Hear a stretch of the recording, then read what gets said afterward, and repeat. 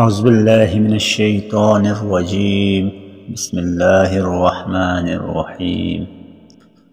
محترم ناظرین، السلام علیکم ورحمۃ اللہ وبرکاتہ۔ ہم امید کرتے ہیں کہ آپ بخیر و عافیت ہوں گے۔ اللہ تبارک و تعالی آپ کو اپنے حفظ و امان میں رکھے۔ ناظرین گرامی، معمول کے مطابق آج بھی ہم آپ کی خدمت میں ایک انتہائی اہم وظیفہ اور عمل لے کر حاضر خدمت ہے۔ آپ سے درخواست ہے کہ ویڈیو کو مکمل سنیے گا، انشاءاللہ تبارک و تعالی آپ کو اس کا فائدہ ہوگا۔ ناظرین گرامی، آج کا یہ وظیفہ ہمارے معمول کے مسائل اور معاشرتی مسائل سے متعلق ہے۔ اگر ہم میں سے کوئی شخص ایسی پریشانی میں مبتلا ہے جو ہماری عمومی زندگی میں ہمیں لاحق ہوتی ہیں، مثلا مالی حالات کی وجہ سے پریشانی، رزق کی تنگ دستی، قرض کا ہونا، گھر کے اندر برکت کا نہ ہونا اور اس طرح کے بہت سے ایسے مسائل جو کہ ہم میں سے ہر متوسط طبقے کو لاحق ہوتے ہیں، تو آج کا یہ وظیفہ انہی مسائل سے متعلق ہے۔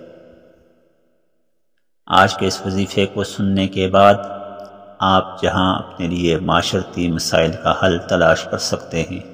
وہاں آنے والے آپ کے مالی حالات کی درستگی اور خیر و برکت آپ کا مقدر بنے گی۔ آج کے اس وظیفے سے آپ کے گھر کے اندر اناج میں برکت، رزق میں برکت، پیسے میں برکت، اولاد میں برکت، الغرض گھر کی ہر چیز کے اندر برکت ہی برکت آپ کو نصیب ہوگی۔ آج کا یہ وظیفہ ایک ایسا عمل ہے، ایک ایسی سورہ مبارکہ ہے جس کو نبی کریم صلی اللہ علیہ وسلم کی زبان مبارک سے حضرات صحابہ کرام نے سنا، اس قول مبارک کو اپنی زندگی میں لایا، اس سے برکتیں سمیٹی اور عملاً یہ ثابت کیا کہ ہمارے پیارے نبی کریم صلی اللہ علیہ وسلم کی زبان مبارک سے نکلے ہوئے ارشادات نہ صرف قابل نمونہ، قابل تقلید، قابل مثال ہیں، بلکہ قیامت تک کے لیے ان کی کوئی مثال نہیں مل سکتی۔ نبی کریم صلی اللہ علیہ وسلم جو کہ رحمت للعالمین ہیں، آپ نے اپنی امت کو زندگی کے ہر شعبے میں رہنمائی، ہر شعبے میں نگرانی کے ساتھ ساتھ ان کو ایسے اعمال و افعال پر آمادہ کیا جو انہوں نے خود اپنی زندگی میں صحابہ کرام کو کر کے دکھائے۔ ایسے اعمال اور افعال، ایسے اقوال مبارکہ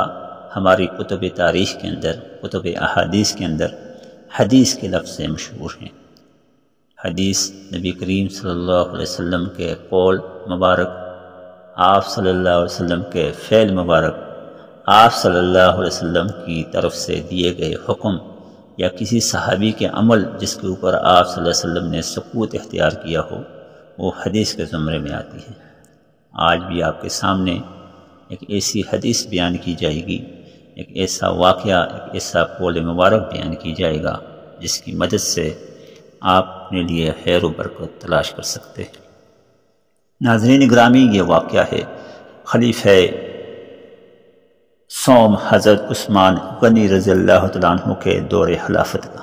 حضرت عثمان غنی رضی اللہ تعالیٰ عنہ ایک مرتبہ حضرت عبداللہ ابن مسعود رضی اللہ تعالیٰ عنہ کے گھر تشریف لاتے ہیں۔ حضرت عبداللہ ابن مسعود جو انتہائی مشہور صحابی رسول، آپ صلی اللہ علیہ وسلم کی صحبت میں رہنے والے صحابی رسول ہیں، ان کی بیماری کا، ان کی حالت کا آپ رضی اللہ تعالیٰ عنہ کو پتہ چلتا ہے۔ حضرت عثمان رضی اللہ تعالیٰ عنہ اپنے ساتھیوں سمیت حضرت عبداللہ ابن مسعود رضی اللہ تعالیٰ عنہ کے گھر تشریف لاتے ہیں، دروازے پر دستک دیتے ہیں، اندر داخل ہوتے ہیں، داخل ہو کر جا کر سوال کرتے ہیں کہ اے عبداللہ ابن مسعود، آپ کا کیا حال ہے؟ حال طلب کرنے کے بعد پوچھتے ہیں کہ آپ کو کس چیز نے پریشان کیا ہوا ہے؟ عبداللہ ابن مسعود جواب فرماتے ہیں، مجھے اس چیز نے پریشان کیا ہوا ہے کہ میں اپنے رب کے سامنے کیسے حاضری دوں گا۔ دوبارہ سوال کرتے ہیں کہ آپ کو اور کس چیز نے پریشان کیا ہوا ہے؟ عبداللہ ابن مسعود فرماتے ہیں مجھے اس چیز نے پریشان کیا ہوا ہے کہ میں اپنی زندگی کا حساب اپنے رب کو کیسے دوں گا۔ پھر سوال کرتے ہیں یہ سوچ کر کہ عبداللہ ابن مسعود کے مالی حالات ٹھیک نہیں ہیں، لہٰذا ان کو پیسوں کی ضرورت ہوگی، ان کو رقم کی ضرورت ہوگی، اس حال میں کہ وہ بستر مرگ پر پڑے ہیں، بیمار پڑے ہیں، محتاج ہیں، اور ان کی اولاد نرینہ بھی نہیں ہے، 2 بیٹیاں ہیں، بیٹیاں گھر کے کام کاج کرتی ہیں، تو ہم پوچھیں گے، لہٰذا یہ مال کا، یہ پیسوں کا بولیں گے اور کہیں گے کہ میں مالی طور پر کمزور ہوں، میری مدد کی جائے۔ لہٰذا حضرت عثمان یہ سوچ کر تیسری بار پھر سوال کرتے ہیں کہ آپ کو کس چیز نے پریشان کیا ہوا ہے؟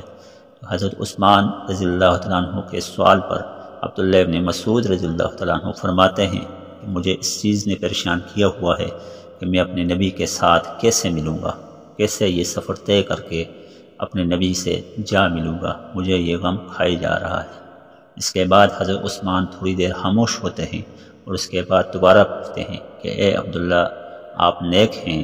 آپ سے اللہ تبارک و تعالیٰ اچھائی اور بلائی والا معاملہ کرے گا اور آپ نبی کریم صلی اللہ علیہ وسلم سے بہت جلد مل جائیں گے، لیکن آپ کے مالی حالات درست نہیں ہیں، آپ کی اولاد نرینہ نہیں ہے، آپ کی بیٹیاں ہیں، گھر میں کوئی کمانے والا نہیں ہے، لہٰذا میں یہ 2 تھیلیاں لے کر اشرفیوں کی، کچھ پیسوں کی رقم کی لے کر آیا ہوں، آپ کی لے لیں، اس حال میں کہ آپ بیمار ہیں تو آپ کے گھر کا خرچ ہو جائے گا، جبکہ آپ نہیں ہوں گے تو آپ کی بیٹیاں اس کو اپنے کام میں لے آئیں گی۔ حضرت عبداللہ ابن مسعود رضی اللہ تعالیٰ عنہ فرماتے ہیں کہ مجھے ان کی قطعاً ضرورت نہیں ہے، کیونکہ میں نے نبی کریم صلی اللہ علیہ وسلم کی زبان مبارک سے یہ سنا ہے کہ جو شخص اپنے گھر کے اندر سورہ واقعہ کی تلاوت کرے گا، مغرب کی نماز کے بعد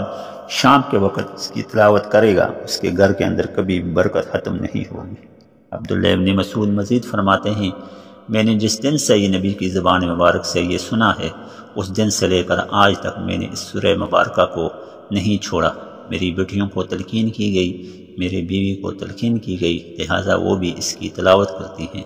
روزانہ صبح کے وقت سورہ یاسین اور شام کے وقت سورہ واقعہ کو پڑھتی ہیں۔ اس سورہ واقعہ کی وجہ سے اس دن سے لے کر آج تک میرے گھر کے اندر خیر و برکت ختم نہیں ہوئی، لہٰذا میرے رخصت ہو جانے کے بعد بھی میری بیٹیاں اس عمل کو جاری رکھیں گی اور میرے گھر کے اندر خیر و برکت پھیلی ہوئی ہوگی، میرے گھر کے اندر مالی طور پر رزق میں برکت ہوگی، لہٰذا آپ یہ اشرفیاں جو 2 تھیلیوں میں آپ لے آئے ہیں، آپ ان کو واپس لے لیں اور کسی اور غریب محتاج کو دے دیں جو مجھ سے زیادہ اس کا حقدار ہو۔ حضرت عثمان رضی اللہ تعالیٰ عنہ اصرار کرتے ہیں تو عبداللہ ابن مسعود دوبارہ انکار کرتے ہیں۔ یوں حضرت عثمان ان 2 تھیلیوں کو واپس لا کر بیت المال میں جمع کراتے اور اگلے وقت میں کسی اور محتاج کو دے دیتے ہیں۔ ناظرین گرامی، حضرت عبداللہ ابن مسعود رضی اللہ تعالیٰ عنہ کی زبان مبارک سے نبی رحمت کا بتایا ہوا قول مبارک کہ جس گھر کے اندر سورہ واقعہ تلاوت کی جائے گی اس گھر کے اندر کبھی بھی برکت ختم نہیں ہوگی۔ ناظرین گرامی، یہ ایک ایسی سورہ مبارکہ ہے جس کے پڑھنے سے مجرب عمل سے خود ہم نے اندازہ کیا، خود ہمیں اس سے برکت اور خیر نصیب ہوئی۔ جب سے سورہ واقعہ کی تلاوت شروع کی، الحمدللہ اس کے بعد سے کبھی رزق کی کمی، گھر کے اندر کھانے پینے کی کمی نہیں ہوئی۔ اگر آپ بھی اس سلسلے میں پریشان ہیں، آپ تنخواہ دار ہیں لیکن تنخواہ میں برکت نہیں ہے، آپ محتاج ہیں، آپ کے پاس پیسہ نہیں ہے، رزق کی آپ کو طلب ہے، تو تھوڑا رزق ہوگا لیکن اللہ تبارک و تعالیٰ اس میں برکت ڈال دے گا۔ اس سورہ مبارکہ کو اپنا معمول بنائیں، صبح کے وقت سورہ یاسین اور شام کے وقت سورہ واقعہ، 27ویں پارے کی سورہ واقعہ بالکل سورہ رحمان، روس القرآن سورہ، اس کے ساتھ جڑی ہوئی یہ صورت ہے سورہ واقعہ، اس کو پڑھیں۔ اذا وقعت الواقعہ سے شروع ہوتی ہے، فسبح بسم ربک العظیم پر یہ سورہ مبارکہ ختم ہوتی ہے۔ اس سورہ مبارکہ کو پڑھیں، اس کی خیر و برکت سے آپ کے گھر کے اندر برکت آئے گی، رزق میں برکت ہوگی، دولت میں برکت ہوگی، چھوٹا رزق ہوگا، کم رزق ہوگا لیکن وہ رزق کفایت کر جائے گا۔ ناظرین گرامی، یہ ایک ایسا عمل ہے جو کہ نبی کریم صلی اللہ علیہ وسلم کی زبان مبارک سے عطا کیا ہوا ہے۔ اس سے